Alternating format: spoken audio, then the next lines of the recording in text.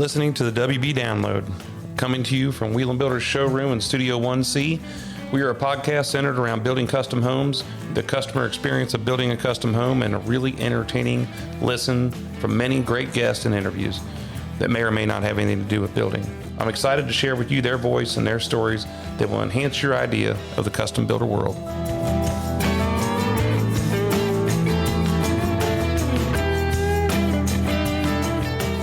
All right. Hey, everybody. Hello again. Welcome to the WB Download. This is Jeff Wieland with Wheel & Builders. Thank you for joining us again here for another great year.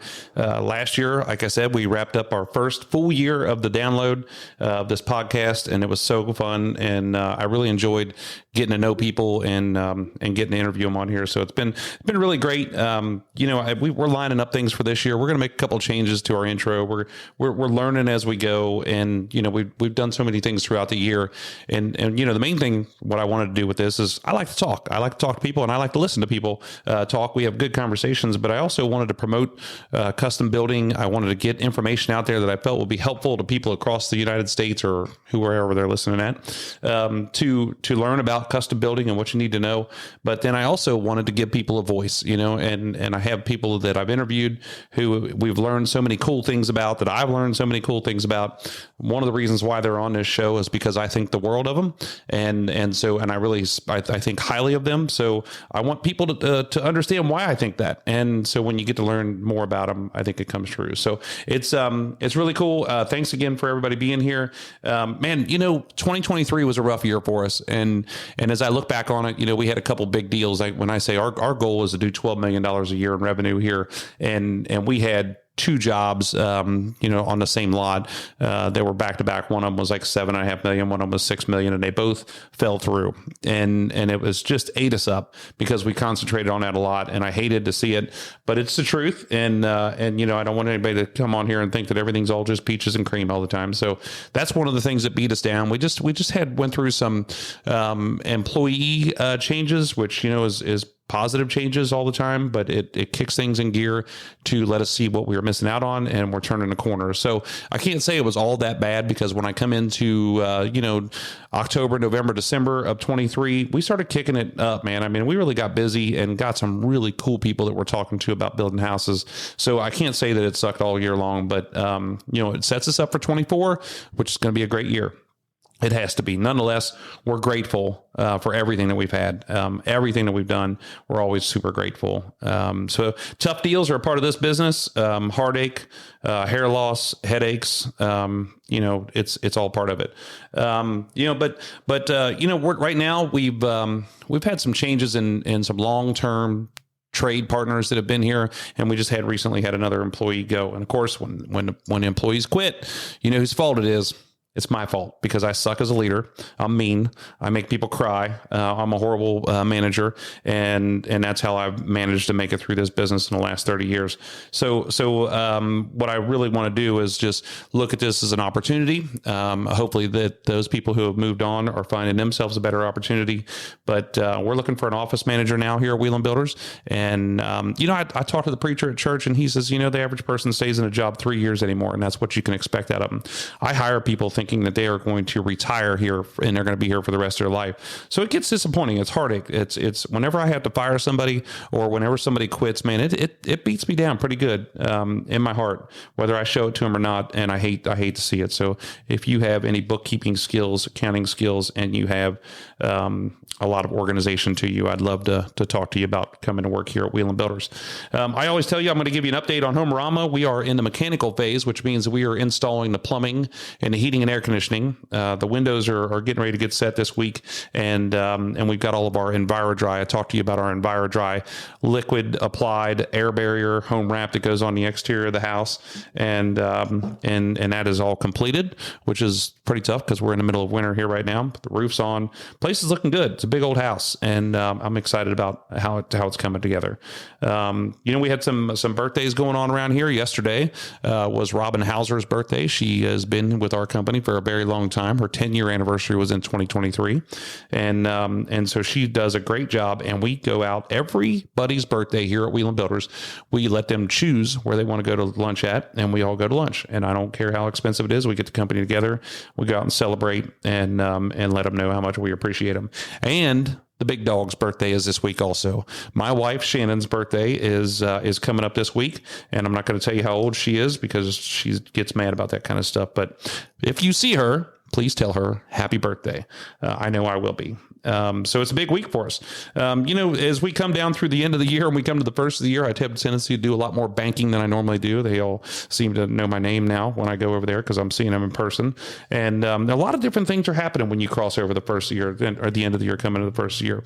So we're digging through some of that stuff. It's all business crap. And we just gotta get organized as we move forward, setting up budgets, thinking about money, thinking about cash flow, thinking about jobs coming up and thinking about jobs that we're ending. It's all things that are going through our head. So, and the other thing, and hopefully Leanne will post a picture of this along with my good friend Dan, when we do this podcast. But we had another baby. We had our first baby calf of the year on the farm, and this little thing. This is one of the reasons why I was always in the Angus business, where all of our cows were always black, and it was like you only knew them by the numbers and the performance numbers. And when I started when we bought our new farm and I built it all up and started looking at these cows, I wanted to do cows that I called we call them baldy cows. So they have a white face and they have a black body or a white face and a red body. And all of our cows are either black or they have a black body with a white face. So this old cow was the first cow that we bought, and we call her Bessie, and we bred her back to another. She's a Simmental Angus cross bull cow. She's got a white face and black body. We bred her back to a Simmental bull last year, and he's also a black bull. And the baby came out red and white. It's got a big red dot on her eye. And this thing is so cute, and it's so fun to see this thing running around here, and it looks like a toy. So this thing could be Facebook for real. But it's so much fun. So part of my job when I get home every night is to be there on the farm with that. So, hey, we got a lot of good things going on. It's January. It's the beginning of January, and we're fired up. And the other cool thing I've got going on here is I've got one of my really good friends, Mr. Dan Geis from SummitRidge Custom Homes in Golden, Colorado. And I can't fight. I've just been fighting back the excitement all day long, knowing that we were gonna be on the phone together. Now, I didn't have him in for an in-person interview, but we've got him on the phone, and I want to welcome him in here and introduce him. Dan, welcome to the show. How you doing, buddy? I'm doing great. Thanks for having me. Man, I'm so glad. Excited. I'm so glad you're on here. I was talking to Leanne, my marketing person today, and she says, "Do you have any pictures of you and Dan that I can put on the podcast website so when people see you guys, they could get a visual of it?" And I'm like, "Oh, I don't know. Hold on, let me take a look." And sure enough, I've got tons of pictures, and if I've got 100 of them, I've only got 6 of them that I can share. Oh, that is awesome. I can think of like 5 of them right off the top of my head of pictures that I hope I see on there. I do. And I've got them on there, and they're all with me, and you got our arms around each other, and we're just like the happiest we've been all year long. Yeah. There's one with the sunset in the background. There's plenty of things. Oh, man. Because, so that's one of the topics that we'll talk about. But I mean, the reason why we've got so many awesome pictures is because you're in our Builder 20 group, and we're in the Builder 20 group together, and we get to go to so many awesome places. And when you're out there, we get to see so many cool things. And when we see them, we take pictures. But Dan is the champion of Instagram and taking pictures and getting things out there. So whenever we leave the meeting, I always get a big share box full of pictures that Dan's taken on a trip, and it's really cool. So Dan, like I said, welcome to the show, man. Tell us a little bit about yourself, about your family, about what you got going on, where you're at. You're out in Golden, Colorado. Talk to us. Yeah, well, we're out of Golden, Colorado. Our family, I mean, I've got a wife, Courtney, and 3 daughters, Bria, Bailey, and Nora, and they are 21, 17, and 9. And so Court and I have been married for over, actually almost 22 years. Wow. So we were, it's been a long time. It's been awesome. We were high school sweethearts. We met when we were 16 in high school back in Boise, Idaho. And, I always joke because it's like, it was love at first sight for me, but, I obviously had to convince her a little bit, but love at third sight for her, or love at first sight for you. Yeah, for sure.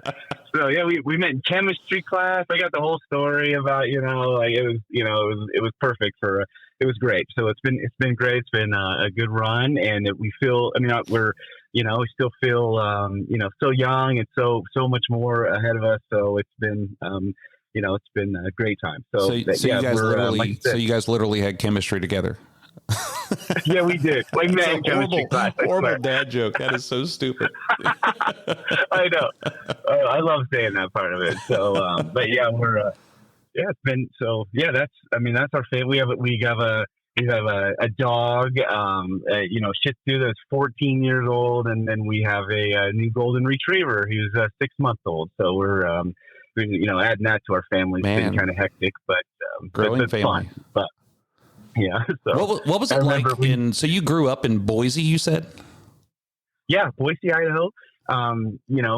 It was great. It's a lot like Colorado, so we fit in here great. It's not that much different, but my whole family, her whole family, everybody's still in Boise, Idaho. I'm always mesmerized by living in the mid states, which is in Ohio here, and I feel like things are kind of just they're normal.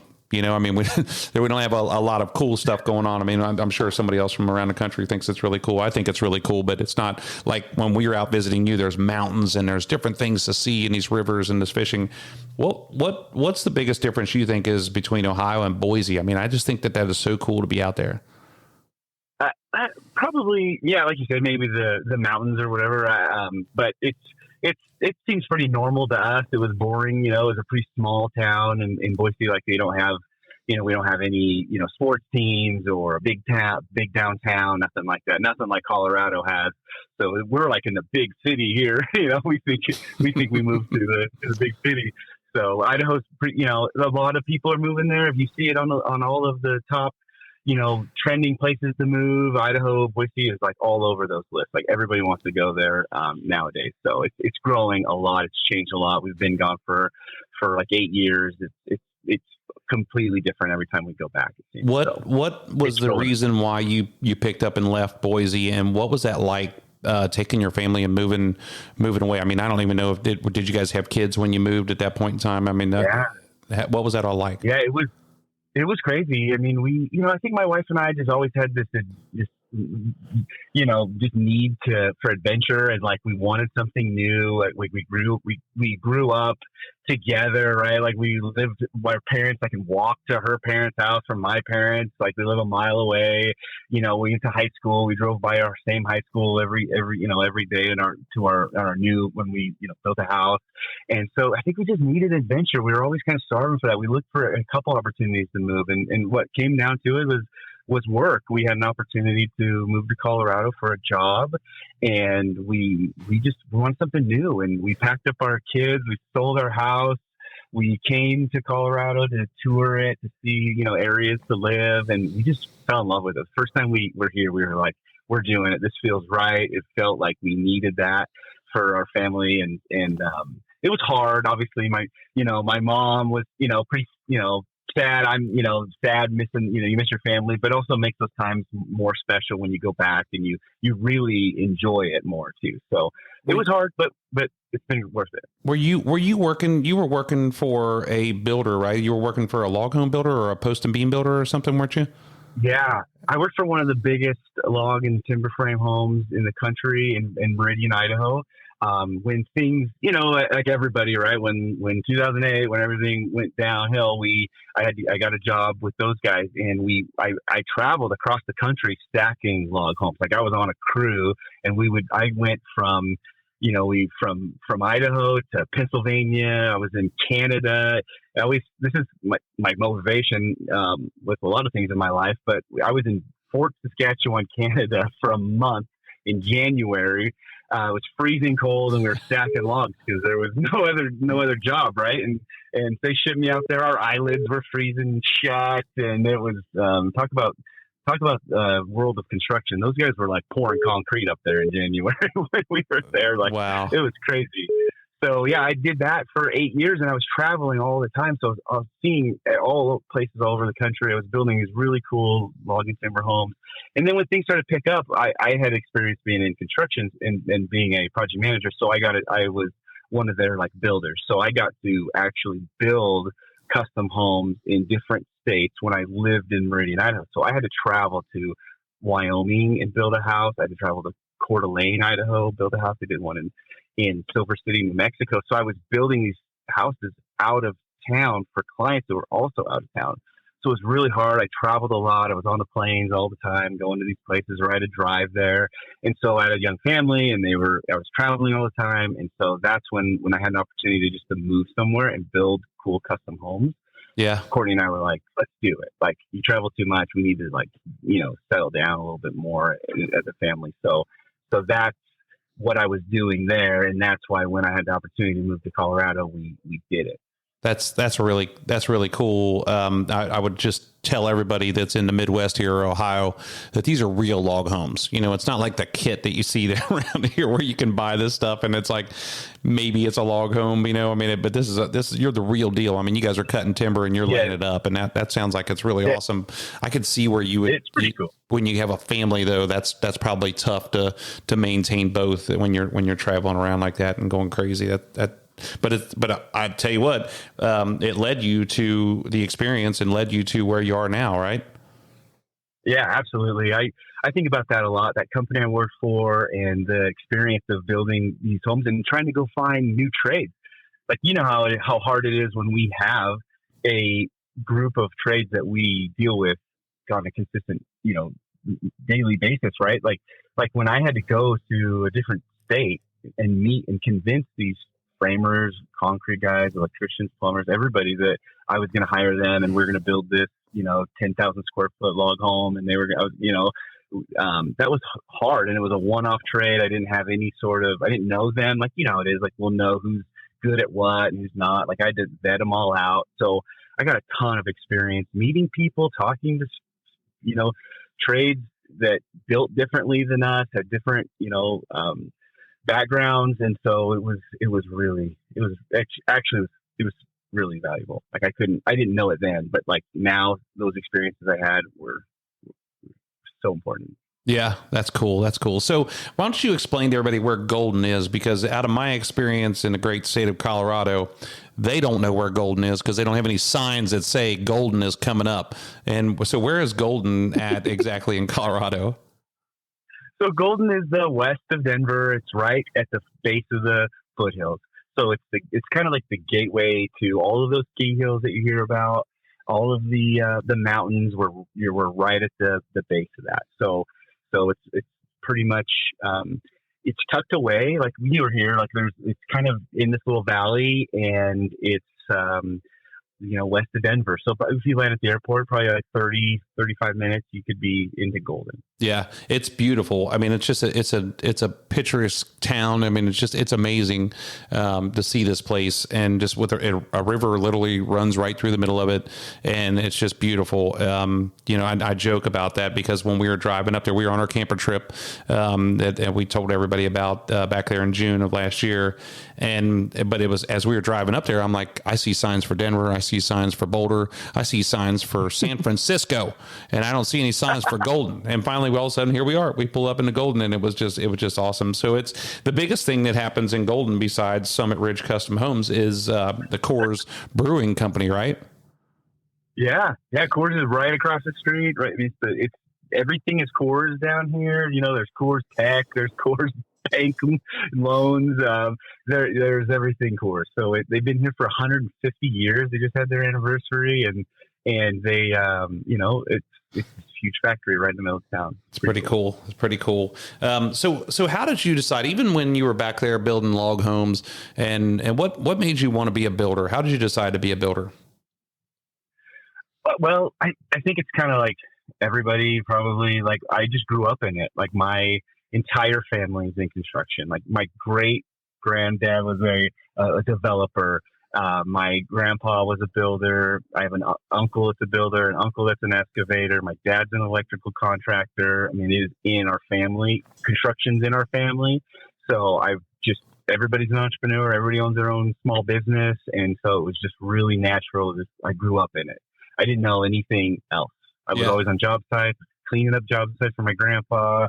I was always around it. So I think that's why I thought maybe I'd be an electrical contractor because I worked for my dad for a while, and I really liked that. I went to the trade school for that. I was kind of on track for.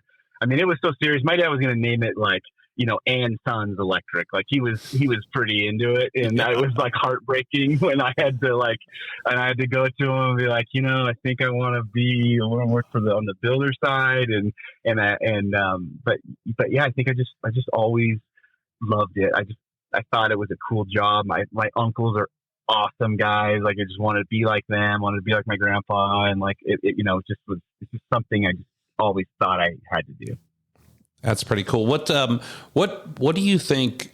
I mean, if you even think is the most satisfying part of being a builder? I mean, do you feel like it is satisfying, or do you let the grit and the grind and headaches get in your way, or do you enjoy it? What makes that for you? I think you say that question like that because sometimes we do have some tough days, and you're one of the guys I call when I'm I need to be talked off the ledge. So I appreciate that. But no, I really do. I really like it. I guess it's kind of changes too. Like, I guess as you're going through your career of why you like it, but I just wanted to build cool houses and be like working for somebody who you want to be around because you're around them for a long time. I just knew I could do it. I knew I could care about quality. I could care about details, but I could also make it a great experience for clients. My personality and a lot of people are stressed and they need somebody who can tell them like, this is going to be all right. Like we're going to get through whatever challenges we're going through at that time. We can do this. I'm your guy. Like I'm also going to make sure that about really great products, and it's going to be a high quality, high performing home. And so I think all that kind of wraps up into like what I find joy in is everything. It changes every day. It's different. You can learn new things. We're already our company's like kind of trying to change to be more of a high performance builder. I never thought of that when we were like starting. I just wanted to, I was building log homes. I just want to build cool homes. And now, like everything changes and you kind of got to roll with that. And those type of things start interesting you more. And you lean on those type of things to why you find joy in it. But I like it all. I like being in the field. I like being in the office. Like I could do either every day. And so I think that part of just everything's a little different. Just I would agree with you 100%. I mean, there's so many different things. And I always tell people I'm surprised that builders aren't bipolar, every single one of them, because we either we're happy and we're sad. We're elevated and we're calm.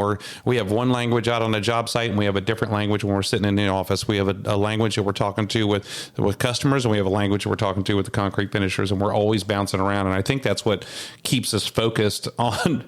It's funny that you don't have any focus, but it keeps you focused on your job and what you like about it. And how things are going. I think that like I was talking about, I mean, it could be something as simple as the weather that breaks your day. And you're like, man, this sucks. I mean, you're crunching through the mud and you slip around and you can't get this done and you can't do that. And that's what, that could cause you to have a bad day, but really it's part of it. It's part that we like about it that we don't even realize that we like about it, Yeah, absolutely. One of my favorite experiences is being at a job site and with a homeowner, right? And the homeowner's there and you're hanging out for an hour or so. And the homeowner is like, I got to go to work.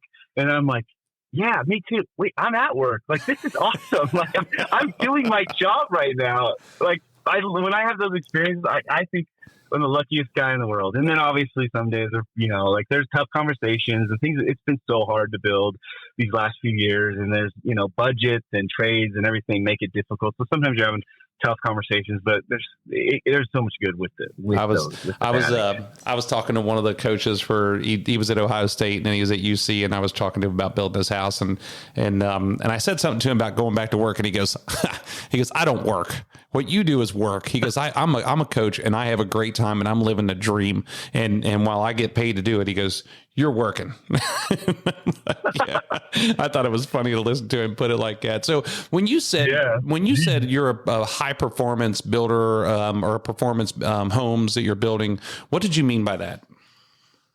Well, I guess what I'm meaning by that is that we want to build a home that our clients have low energy bills. They're keeping their heat or their cooling in the house. They're not letting it get out. It's airtight, it's sealed, and it's fresh air, fresh water. Like so you can live in it. It's a house that people spend nowadays since COVID, right? Like people are working from home more. Like you're in this house all the time. You need to know that it's healthy, and so I think we've been focusing a lot on that, like air sealing details.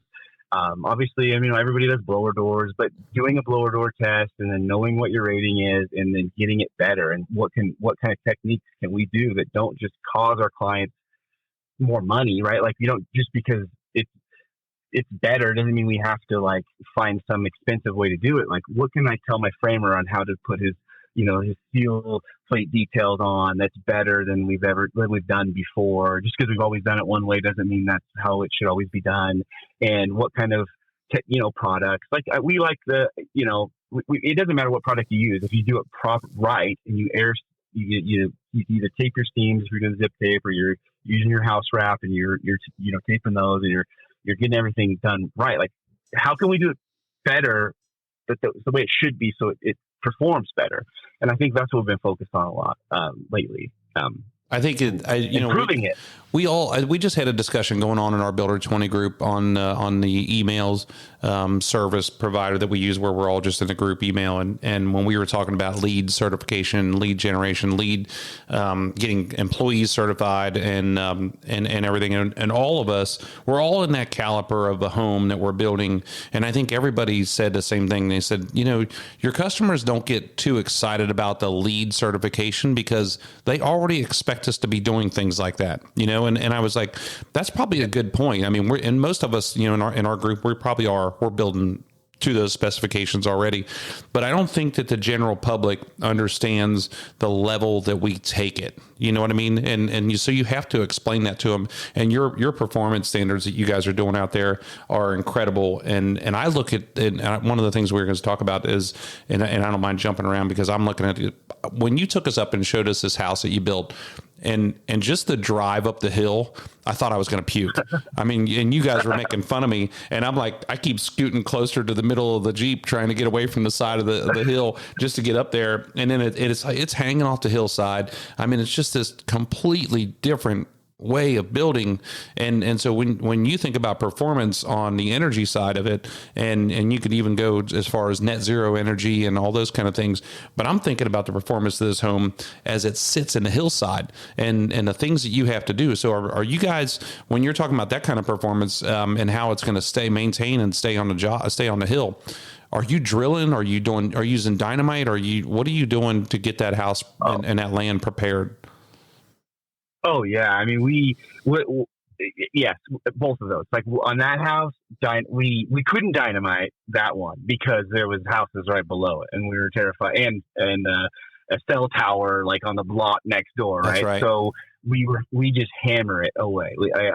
Our excavators have huge equipment. We have hammers on it. We just hammer away, and then we could actually rebar into the rock if we had to, but that one mostly was hammering. But we have dynamite on jobs because we're in the Rocky Mountains, right? So septic fields or sometimes driveways, we have to use dynamite, and it sounds a lot cooler than it is, right? Like they bury it, they drill it so deep, and then they bury it, and it's not as big of a deal as it really sounds. But it sure gets all the neighbors excited when you have to go knock on the door and tell them they're going to dynamite. So, oh yeah, they're like calling the cops, and they're like, we just have to warn you. Like, and then there's a buzzer and a timer that's counting down, and it's kind of a big production for it's a little anticlimactic. But yeah, we do that, and then down the hill we have really horrible soils. It's all clay.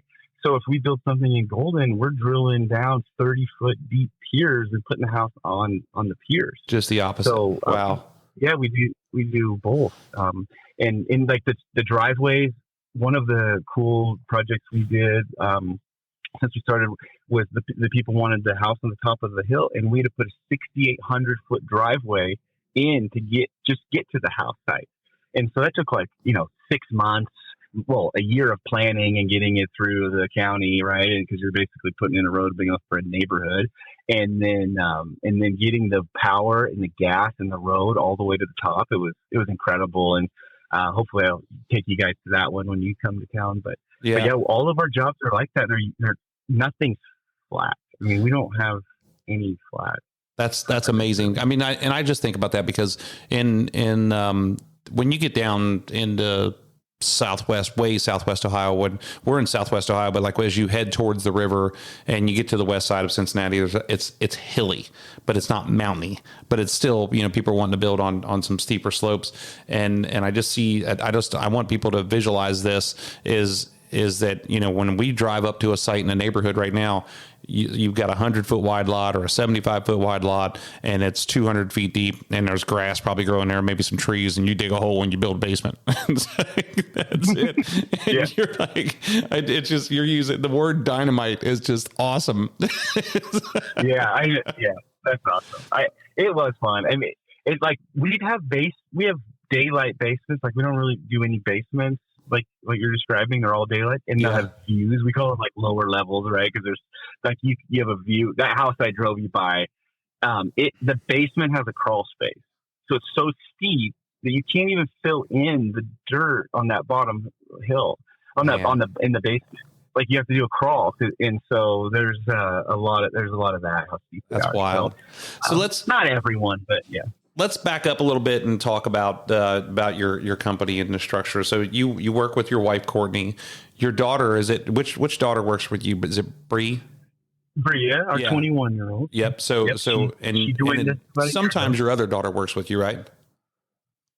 Yeah, sometimes she wants to be an interior designer. So she's in high school, and that's what she talked about. So we get her out, and she likes being around the job sites too. And you guys, from the outside looking in, and you guys look like that's the way we want it to look, right? You guys look like you have it all together. You get along really good. You all work really well together. Your daughter is doing things in the company I'm like, man, I beg people to do stuff like that. And she just jumps right in and takes off.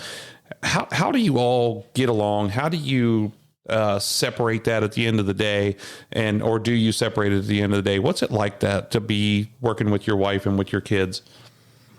Well, it's amazing. I mean, first off, it's a dream come true. Like, it is great. Yes, there's things that we've learned over the last few years that what we can do and what we can't do, when we can bring it home and when we can't. But this is who we are. Like, SummitRidge is who our little family is. It's given us everything that we have. It really is kind of one of those things where, we bring it home. Okay. But my wife is, she's amazing, and she helps guide me of when I need to talk about things, when I need to get it out, and when she can tell, all right, I'm just gonna leave him alone. He's clearly had a bad, day. He needs a little while, not to pry it out of me. Because when she used to try to pry it out of me, then it doesn't work, right? So we're learning that as we grow together. But I think that just having, people who are in it with you, like that's your, it's your tribe, and those are your people, and you want you want to give Bria opportunities to try to learn more things as she's growing up, and she cleans job sites. Like most of the time she will go to, she got a little Tacoma and a backpack vacuum and a shop vac and brooms, and she goes and checks on jobs, cleans them up, gets them organized, and takes pictures. She has a drone. She'll do drone photos, and then she has a little office job as well, and which is great. And then Courtney, obviously, it's so easy to say like, oh, she's our controller. She does all of the books, but like she's so much more than that. And like she will do anything that the company needs. If we need, she loves being at the job sites. She would much rather be a project manager, and being out checking on sites and making lists and finding things wrong. Like that's what she really wants to do. And so I have to get her out of the office and out of our home office for her and see job sites. It makes people who are doing that job that maybe they don't really want to do have more interest and because they can do a little bit more, right? So she really is my like rock and like keeps me focused of what I need to do and so but as far as the company, there's 9 people without me, right? So there's 10 of us with me.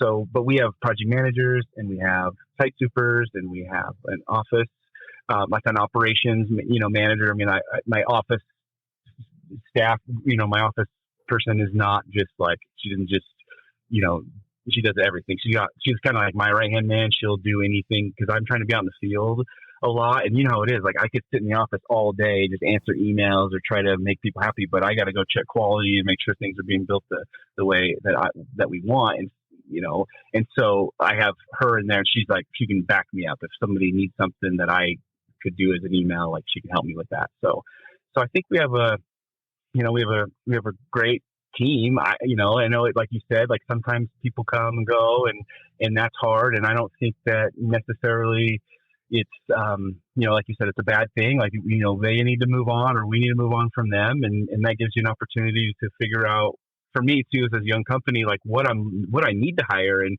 what type of person I need to have in our company to make us better. Absolutely.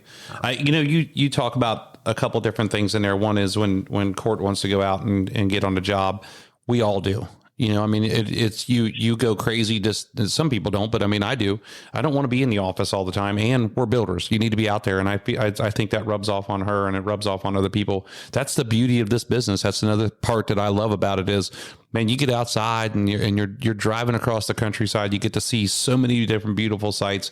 You get to be on the jobs. You get to breathe fresh air. You get to be out in the rain, out in the sun, out in the snow, and just always constantly changing something. But the other thing that you said a lot about is learning. I mean, you and your wife are learning after 22 years of marriage, and you're still learning about each other and what your boundaries are and with different things. And you talk about Bree, and she's learning at this part and this part, and you talk about the things that you're learning. And this is something I have a conversation with people quite a bit, because somewhere in my life, I thought that there would be a point where I was done with school learning and I just knew it all. And then I was just going to be like, okay, I don't have to learn anymore. I don't have to go to college. I don't have to have tests anymore. And I'm just going to do things because I'm going to know it. And which is just a complete fabrication of the truth. But I mean, every single day we're learning in our marriages, with our kids, with our families, with our companies.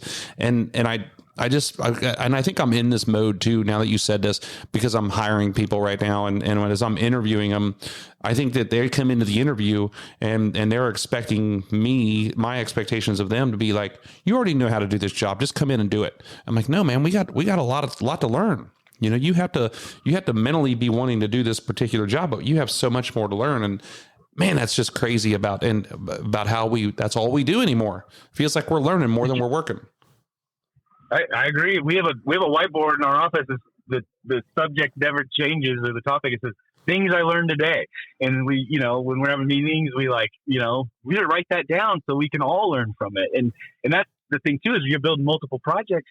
One project manager is not going to learn the same thing the same day. So we have to try to get that knowledge in one place and talk about things that we've learned today and help each other, because it's crazy. I think you're right. I thought by now we would have it dialed in, like we don't need to learn anything else. We've had all of our tough lessons, but there's so many things to learn in this industry and just in business and, like you said, life, everything. I mean, Yeah, I just wrote that down, that you have that written on your whiteboard, and I'm going to do the same thing. I'm going to send a little note out to everybody, and I'm going to put that on the wall here in our office and say, hey, what did I learn today? Because you want them to learn, but then if something went wrong, I always tell them, I want you to write that down and rewrite the story on how it could have gone right to make sure that it never goes that way again. Like if you were that miserable and as a result of it, how do we write that down to make sure that we rewrite the story to make sure it doesn't happen again? So as we talk about learning, the way you and I know each other and have met each other is we are in our Builder 20 group, and everybody on the podcast has heard me talk about our Builder 20 group. It's a group through the National Association of Home Builders. There are 18 of us in the group, and we're spread out all across the United States. We act like each other's board of directors. We know everything just about each other, and we know about how each one of our employees, how much everybody makes, money wise, how their systems are, and all of this we share with each other. And the reason why this works is because we're not in competition with each other, and we're all away from each other far enough to where we don't have to worry about crossing lines with your competition. But you joined the group 2 years ago, and I just when I think you and I met as we came up the stairs heading up to dinner. We stopped for drinks before we go out to dinner, and that's where you and I met. And I think we hit it off right away because I had a Bud Light in my pocket, and I gave it to you because we didn't want to drink that foo-foo beer right at the bar. Yeah, that was it. Love at first sight again for me. It's been love at first sight. That's about 2 years ago. Yep, in Durham, North Carolina. Yep. So the reason why I bring this up is we're talking about learning, and this is an opportunity for us and every one of the guys in the group as we come and sit down at this table twice a year, and as many times as we talk on our list. We call it a listserv. It's an email server that where when you send an email out to it, it goes through the whole group, and everybody has an opportunity to comment on it. And we are constantly learning how to be better builders, how to be better business people, and many times how to be better people in general, and we learn that from each other. And this group has been just so awesome. And I talked to I interviewed Brad Levitt at the end of last year, which is a guy that you introduced me to, and I've never personally met him, but he's out in Phoenix, Arizona, which is the same thing. He's in the Builder 20 group. He's in National Association of Home Builders, and he feels the same way. I mean, he just gets so much out of that group. How are you enjoying the group? What has been your biggest takeaway from the group? And I have some other questions to lead up to after that as well. Well, I actually learned about the Builder 20 group from Brad's podcast. And I remember I was in my garage, I was building something, a few years ago, and he interviewed a builder, and the builder was like, if you're, a builder out there and you're not in the Builder 20 group, you need to sign up right now. And I'd heard him talk about it a couple of times, but when that guy said that, I was like, I'm going to go figure this out. So I went and applied. And so that was, that's how I even learned about Builder 20 groups. And then I think, I would like to say, it's probably like, the advice I get on how to run a business is probably what I should say, what I learned about the Builder 20 group, but it's the people, right? It's going to these meetings, to go to somebody's hometown, meet their employees, and even some cases we meet their homeowners. We see how they run their business. And then, and that experience of like seeing, like, I'm not alone, because when you're in Golden, Colorado, and you're a builder, everybody's your company, all these other builders your competition, you're on your own, right? You got to make these decisions on your own. You have to learn how to do this on your own. So seeing that and realizing these guys are going through the same highs and lows that I am. I'm not alone. I've got people I can talk to. Like, that's been like my best takeaway from the group so far, is being able, like, I've called you. I'm like, Jeff, I'm going through something. Like, I don't even want to write this down in the email. I just need to talk to somebody about it. Like, just, either give me a high five because you can appreciate what that means to me, that I can't talk about that with other people, even, friends or people I've known for a long time. Like, that's not something I would talk about with. Maybe it's a contract that I got, or a project that I really wanted, or maybe it's something disappointing that happened, employee that I'm, it's not going right or whatever. So like that human experience of being around people that do the same thing that I do and know what I'm going through, being around them is amazing. I think you're 100% spot on. I think about a builder's personality, and I think about the things that we go through on a daily basis. And it always reminds me, our Builder 20 group always reminds me of that movie, Pushing 10 with John Cusack and their air traffic controllers, which is like the most number one stressful job in the world. And they all have to hang out with each other, and they all kind of know each other because they all have this same screwed up stress level. They all have this same personality. They have maybe a different way of comedy that they see in themselves, and a sense of humor. Yeah. And that's all part of it. But then the other part of it is being able to open yourself up, and you don't know. I mean, so many times you don't know things that you don't know. And so, I come into that builder group, and I'm busy, and I'm building houses, and I'm doing this and that. And they look at me and go, your profit margin is horrible. You need to change your profit margin. Well, and they also looked at my employees and my group, and they said, hey, you need to change the culture in your company. And then we started talking about coming from family and going to mostly employees, and just changing the way we do things, simple things like job descriptions, and just setting, boundaries with everybody.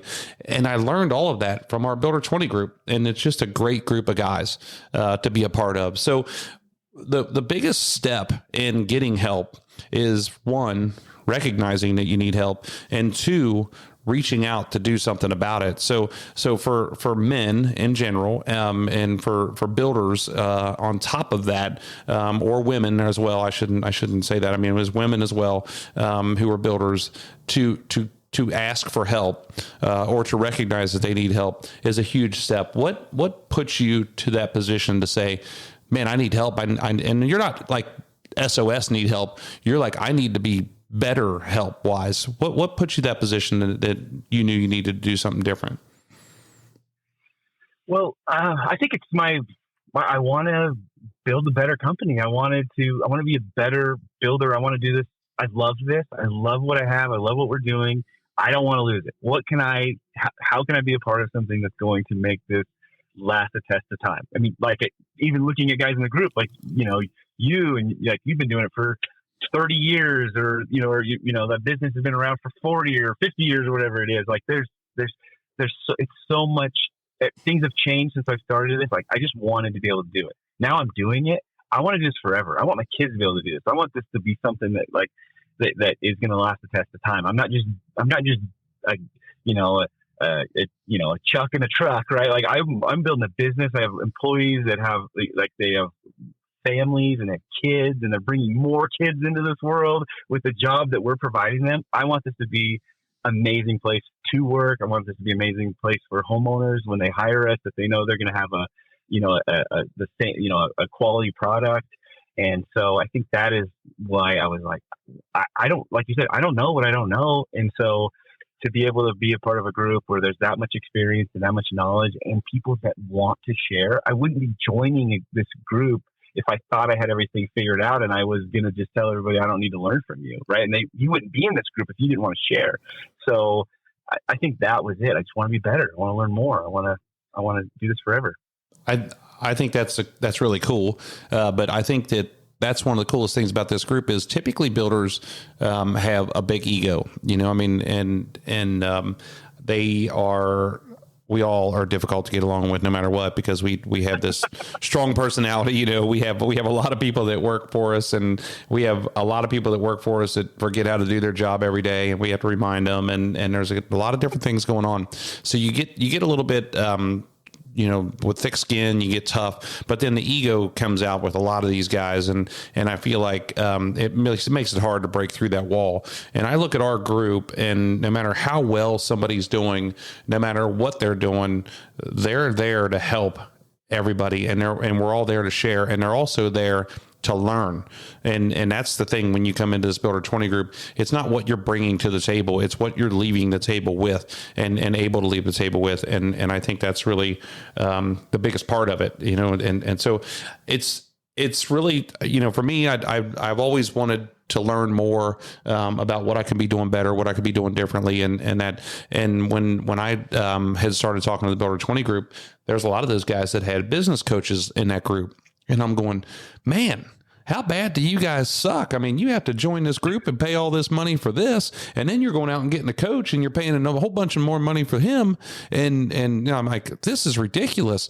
And then I started listening to him, and then I started learning, and I started talking to him, and then I hired a coach. And so I was like, man, I'm learning more and learning more and learning more.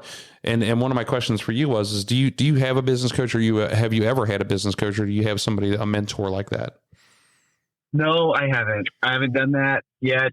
I've obviously being part of the group. I didn't even know that was a thing until being a part of the group, and then hearing about you guys have stories of that and the recommendations. So that's coming in our future for sure. I don't know if it's necessary. I mean, I learned so much. My coach is Fred Rakowski from Legacy Big Business Group and up in Akron, and he is just a super guy. He's got something for everything, and he and I go in spurts. Like I'll need something and we talk, and then I need something and we talk, and we've been doing that for 6 or 7 years.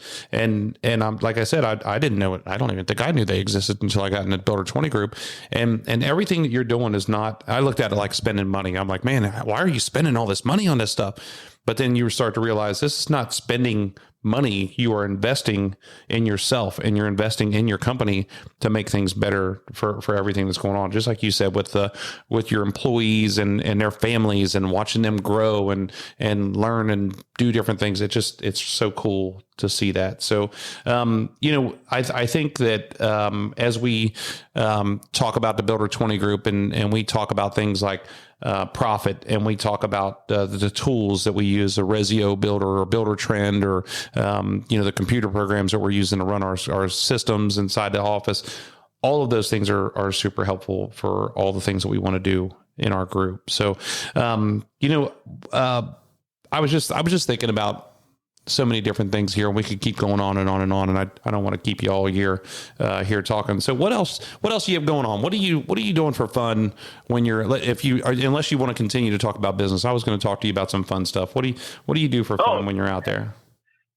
Well, I mean, we like, camping, and we like, obviously we're more of a summer water people. So paddleboarding, boating, camping in summer, that's what our family likes the most of. And traveling, I think that we've really got the bug for just seeing new places and, getting our kids out and about. And so I think that we're camping and traveling. Do you fish at all? Isn't there like stream fishing out there? Yeah, I love to fly fish. That's one of the things that was probably slowed down a little bit on that the last few years. But being in Idaho, and there were so many huge rivers that we were always out fly fishing, and it's pretty hard, but I like doing that. What about snow skiing? Do you guys snow ski at all?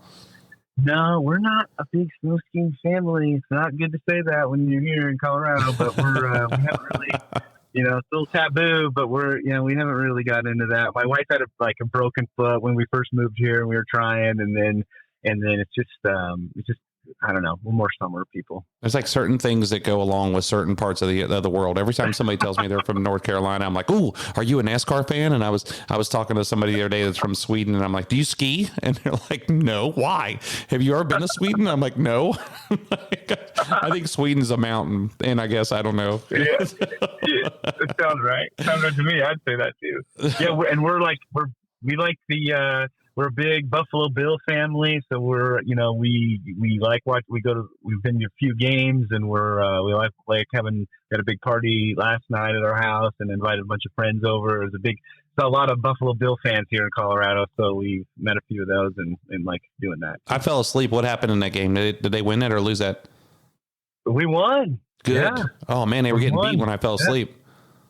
Yeah, we came back and won the game, and they're the second seed in the playoffs. So went from could not even be in the playoffs to the second best team in the AFC. Yeah, they're going good. I never paid any attention to them until I started talking to you, and then my son and I he's a Chiefs fan. I'm a Patrick Mahomes fan, so I really have been following different teams besides the Bengals, and so I started watching the Bills, so I could send you a text message and say, the Bills are on, like you don't know, Yeah. So in our Builder 20 group, we're going to Beaumont, Texas in the spring here. And then we're coming to you in the fall and out to Golden, Colorado in the fall. And I'm pretty excited about it. What are you doing to prepare for us coming out there? Well, it's nothing. Kind of, business as usual right now, because my trip got moved up. Like, we were going to come here in April. So I was all hot and heavy on that, trying to figure out which houses we're going to see in the tour. But I got pushed back to October. So we have some more time. And one of our really cool projects is going to be finished by then. Knock on wood, but we're going to be, we'll be probably worried about that here in a few more months. But I've got a couple finished projects, and some homeowners are on board for a tour, and then we've got this one that's coming up, and it's going to be like our coolest project to date. So it's like perfect timing for us. Huge. It's a real modern house in the mountains and up in Evergreen, Colorado.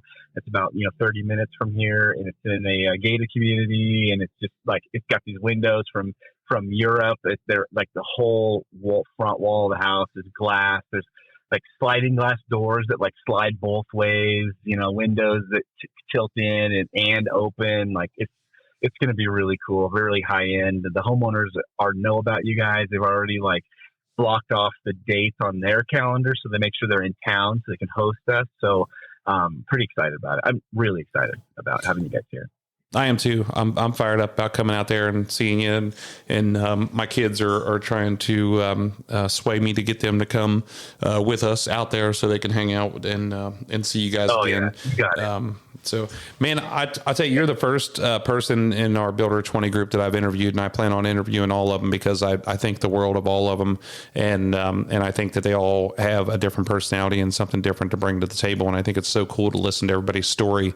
So I hope they don't get jealous, but I'm okay with it. You and I have built this relationship, and we talk quite a bit about different things all the time.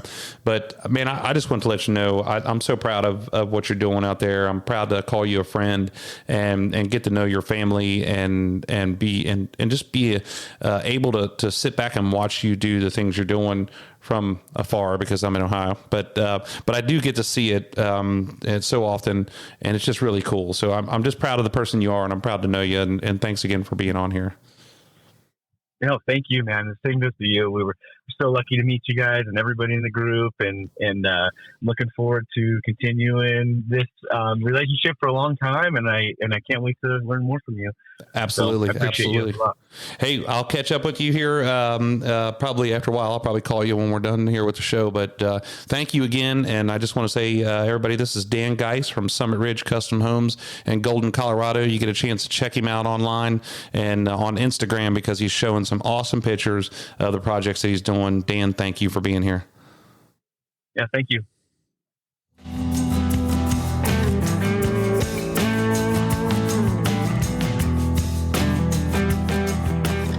All right, everybody. That was Dan Geis from SummitRidge Custom Homes out in Golden, Colorado. Just a really good friend of mine. Like we talked about, he's in our Builder 20 group, and just an awesome builder. But I just think that it's so amazing the things that he's doing out there is just different than what we see here in Ohio. It's the houses are just completely constructed, completely different, but just the town is cool. Everything is really cool, but he's also just a super great guy. And I wanted to everybody to get a chance to hear about what he does out there and just to learn different things about what we're talking about as far as building. So thank you again, Dan, for being on here. Thanks for being such a great person, and thanks for being my friend. I want to thank the audience for listening to our first episode here on a WB Download of 2024. Don't forget to like and share and make sure that you save our and give us a review on wherever you get your podcast needs at for the WB Download. It's really important to us, and just hope that everybody continues to listen each week. If you have any questions or you'd like to be a part of our show, don't be afraid to reach out to me at wbdownload@wielandbuilders.com. That's wbdownload@wielandbuilders.com. And I just want to remind you that the episodes come out on the second and fourth Tuesdays of every month. A couple other things I want to remind you of. One is that we are looking for ideas for our 2024 Cincinnati Reds opening day parade float. The hardest part about this whole thing is just coming up with our ideas. And I want to remind you that our Home Rama show is is coming up here in Southwest Ohio in August of 24. A lot of cool things happening this year, and so I hope you guys get to follow us and see how things are going. We got a lot of cool things happening for the podcast this year, and I hope you guys are all sticking around to find out about it. Check us out at wheelandbuilders.com to see all the cool houses we're building, and make sure you tune in here to WB Download. I want to keep you informed, and hopefully you guys have some questions for me. I appreciate everybody listening. Thanks again, and have a great couple of weeks here until we catch you again.